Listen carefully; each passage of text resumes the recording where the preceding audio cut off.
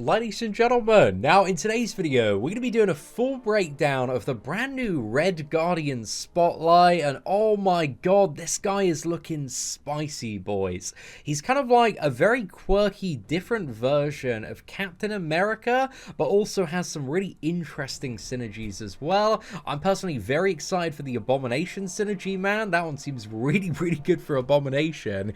However, this champion, I don't know, man, he's just got a lot of really cool stuff on him, some stuff that's like a little bit weird as well. So one of the things about Red Guardian is he never gains buffs, but instead gains shield charges, and we'll talk about those in a second. So he cannot gain buffs, he just doesn't have the ability to. So, you know, in certain scenarios, like against Dormammu, because he's going to be a science champion after all, this is going to be really valuable because it means you can just completely bypass and ignore the degeneration, and obviously it has advantages as well, fighting the spite node, but also in various scenarios it will have its disadvantages. So it's a bit of a weird one there, but the really strong thing about this champion, we're going to talk about this and break it down in a second, is that he has the ability to just like constantly block unblockable and heavy attacks, which is awesome, man. So he's got his shield here, so he can't gain any buffs, and whenever a buff attempts to trigger, he instead gains 1 durability for his shield, and this has a cooldown of just under a second, and the shield starts each fight at 9 durability and can stack up to a maximum of 10, but each blocked hit removes 1 durability. However, if you have this champion awakened and you parry, then it doesn't consume any durability there. And for each stack of durability that you have, it increases his perfect block chance by 5%. And yeah, perfect blocks, they, you know, deal 0 damage to you. So if you are playing super well, I think as well with the awakened ability, you get 5 additional stacks. So yeah, you can go up to 15 stacks. That is a 75% chance to perfect block there. So that is going to be amazing on the parries, man. I think that's like almost guaranteed most of the time you're going to perfect block, but it also depends on this champion's kind of base block proficiency and how that works. However, while the shield is intact, Red Guardian can hold block to block heavy and unblockable attacks, and also gains an additional 1,400 block proficiency. So I imagine his base plus that pretty much means perfect parries all of the time, I would assume, which are amazing, man. Perfect parries are so valuable in this game, especially once you get into like deeper endgame content and you have like crazy like tens of thousands of attack. Like, it's just really good there. But also blocking a heavy or unblockable attack does reduce the shield durability to 0. However, all hits of the incoming attack can be blocked, and when reaching 0 durability, the shield is fractured, entering cooldown for 8 seconds, and this cooldown increases by 300% each time fracture occurs, and when the cooldown ends, the shield is repaired at 7 durability. So I think the more you fracture this shield and the longer the fight goes on, the less effective he is going to be overall. But yeah, I'm not too sure whether or not he's actually going to have like the burst damage to finish fights once you get to his special 2 quite quickly. It's a little bit hard to tell, but we'll go through the rest of the spotlight as well and talk about some of the really good stuff. But also, when the shield does fracture, it inflicts a stun debuff on the opponent for 1.9 seconds as well. So you can block an unblockable attack, the shield's going to burst and fracture, and it stuns, but also inflicts a trauma debuff for 3 seconds, and trauma causes each hit to deal an additional 70% of the damage recently dealt as a burst of physical damage. A max 3 stacks. Again, it only lasts 3 seconds if it's fractured this way, but you can refresh this via heavy attack as well. So the heavy attack gains additional attack rating for each unique debuff on the opponent, but refreshes all slow, vulnerability, and trauma debuffs on the opponent. And this brings me to another piece of utility here. We got special attack 1, so on activation, Inflicts a non-stacking slow debuff for 12 seconds, reducing the ability accuracy of the opponent's unstoppable and evade effects by 100%. But opponents with natural class advantage, so in this case, skill champions cannot be slowed. However, that's the mystic champions that go unstoppable, science champions, evade champions from like the science class, the mutant class as well. You can shut all of those down, which is very, very nice. But also, while the opponent is suffering from slow, Red Guardian's power rate is increased by 25% as well. So apparently this is a really good opener, because again, you can apply the slow and then you can just constantly refresh it using heavy attacks, which is awesome. And again, while you got the slow, you got 25% increased power gain, which is a again, a very, very nice bonus. Now, we've got a special attack too, which appears to be where the majority of its damage is going to come from. So on activation, if the shield was intact, you gain an additional 850 attack ratings throughout the special attack. So not really too much there, but a nice bonus. Also, if this attack strikes the opponent, the shield is fractured, removing all durability, and each stack of durability removed grants additional attack rating to each hit of this attack.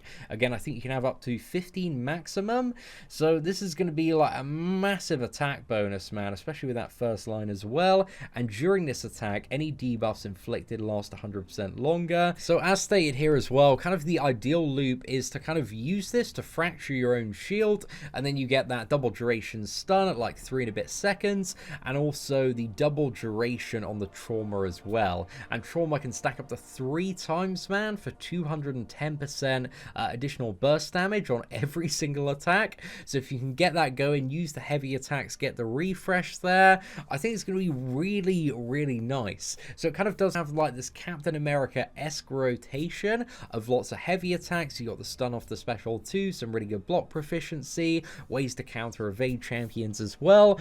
So yeah, I'm very, very interested by some of the stuff that he does have on his base. But on top of that, we have his special attack 3. So if the shield is active, its durability is set to max. But if the shield is fractured, its cooldown ends immediately and will become active again with, what is it there, the 7 or 9 stacks there. Also has a 100% chance to stun for 1.9 seconds, and also inflicts a non-stacking vulnerability debuff for 20 seconds. And again, this one can be refreshed by using the heavy attacks as well. And attacking a vulnerable opponent increases crit damage rating by just under 1,200, and also decreases their block proficiency by 50%. Then we have the developer note here, which basically states that this is kind of only used to repair the shield when its cooldown gets too long to wait out, but it's also a great way to gain another unique debuff and a stun to give an instant opportunity to start the next combo as well. And like playing a lot of Doctor Doom, that stun straight after the special 3 is really, really nice for finishing combos, so I do really like that. So yeah, overall it seems decent. I kind of am a little bit concerned about this champion's viability in those longer scenarios, but it kind of seems he's built for shorter, burstier scenarios. So I think stuff like maybe some variant content, Act 6, Alliance Quest, Alliance War, he's going to be really good for. However, if we look at Abyss, Labyrinth, I don't really think he's the champion for that. But also looking at Captain America, Infinity War as well, he's not really a champion that's kind of best suited for stuff in Labyrinth and Abyss, but he does have his uses in those pieces of content as well. And then on top of everything we talked about so far, we've got the Awakened ability.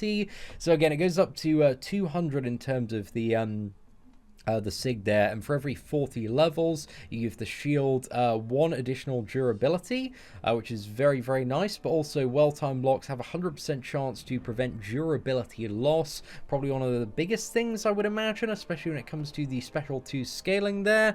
And trauma, slow, and vulnerability debuffs last 30% longer.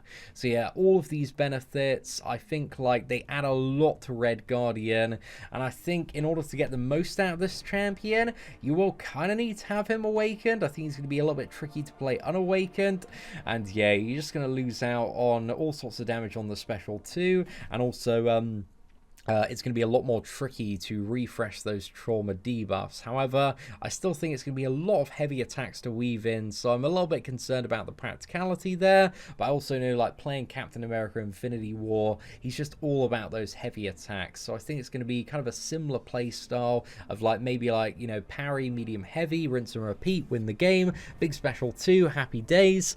So yeah, I'm just curious to see how it does turn out, but then we do have the synergies on top of that. So the first one is with Black Widow, and Red Guardian. While charging a heavy attack, he gets unstoppable for 0.6 seconds, and this does have a 10-second cooldown. So the theme of using that heavy to refresh those debuffs, like, you can weave this into the combo, and I imagine that's going to be really, really nice there. And then we also have one with Rhino and Abomination. So Rhino starts with a passive Fury, granting 30% attack rating for 20 seconds. And while this Fury is active, Rhino also gains plus 50% increased ability accuracy and inflicts the opponent with a slow debuff. So I'm kind of curious to see, like, how good that's going to be. If you can burst people down quickly, you know, evade opponents, might not be too bad. It's going to have its uses. It seems alright for Rhino, man. It's certainly not useless, but I wish it lasted, like, the entire fight. If this is always active, man, this would be a game changer for Rhino. However, the Abomination one, all attacks, every single attack he throws has a 50% chance to inflict poison, dealing 70% of modified attacks, so whatever your attack is, over 10 seconds. So if this stacks, man, this is going to be so good. I really hope it stacks. At 50% chance, it's got to stack, man. If this stacks, this might be a game changer for Abomination. If it's just a single stack, it might be a little bit underwhelming, but it's still a really, really nice poison at 70% of modified attack. But again, it does need to stack, man. If we really want to see some spice out of that, and hopefully it does stack, because Abomination, he doesn't really do too much else. He's got Fury as well. But yeah, I hope there's a bit of spice and that one does stack, man. That'd be really, really nice to see. And then we've got a synergy with what is it, Colossus and Unstoppable Colossus. So Unstoppable Colossus, his personal fury buffs gain a flat additional 10% chance to trigger and last 200% longer, and additionally landing a heavy attack pauses all personal fury buffs until another is gained. So that seems a little bit interesting. I'm very curious to see how that's gonna, you know, stack up. I didn't know you could stack the Fury and Unstoppable Colossus, in all fairness. So yeah, I'm a little bit curious about that one, but that seems pretty damn good there as well.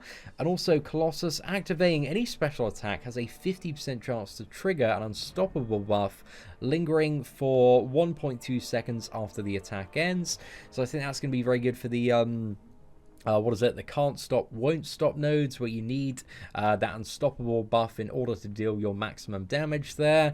But again, I think that's really the only use for it. I guess you could, you know, unstoppable and then, like, just nuke into your opponent right after a special attack as well. Maybe an option, but that one's a little bit fun, and I think it is going to have its uses throughout the game. And then we've got one with Sabretooth as well. So while the shield is fractured, gains an indefinite passive fury, granting 10% attack rating until the shield is repaired. So I think that one, it looks decent, man. And Sabretooth, again, is a great champion, but also the benefit that Sabretooth gets is the potency of Fury effects are increased by 10%. His Fury effects have, you know, quite nice scaling to them, like, especially when you've got lots of them. So yeah, this might be nice for Sabretooth, like, nothing like super game changing, but a really solid boost to his damage output. And then finally, we have a synergy with Omega Red, where he takes 50% less damage from incoming attacks while the shield is at max durability. So you get, like, one attack before you lose that. So yeah, I'm not really too sure that's going to be, like, that useful, in all fairness. But yeah, I don't really see that having too many uses for Red Guardian, but I might be wrong, man. I might be wrong. And then we have Omega Red, so when the fight begins, the opponent is inflicted with up to 5 death spores. I think that's going to be awesome for Omega Red. It just allows him to, like, really quickly and easily get to the, like, those 10 plus death spores, which is where you really see the brunt of Omega's damage. So yeah, I think that's going to be awesome, man. Especially if you just go into a fight, parry, you know, and then get heavy attack right toward the end of it. You can maybe go Straight up to 10 there. So yeah, that seems like a really, really solid synergy overall for Omega Red. But overall, man, I'm excited for Red Guardian. It seems like he has some solid utility, really good block proficiency. The damage could scale up really, really well with some of the fracture debuffs. But it's one of those things, you never really know how good a champion is until they're in the game and you get to play them, you get to watch the videos and see, you know, exactly how they function. But overall, you know, I love Captain America Infinity War. I love these big block proficiency champions that seem to have kind of rotations to get mad damage output. So yeah, I really, really do hope the Red Guardian is a fantastic addition to the game. At least on paper, he does seem really exciting, like he's going to have some really cool uses in the game. But yeah, we'll have to wait and see, ladies and gentlemen. We'll have to wait and see. But let me know your thoughts on Red Guardian and this brand new addition to Marvel Contest of Champions. And if you did enjoy today's breakdown video, please do smash that like button. That'd be greatly appreciated. But aside from that, ladies and gentlemen, thank you very much for watching. Take care, and I hope that you have an absolutely fantastic day.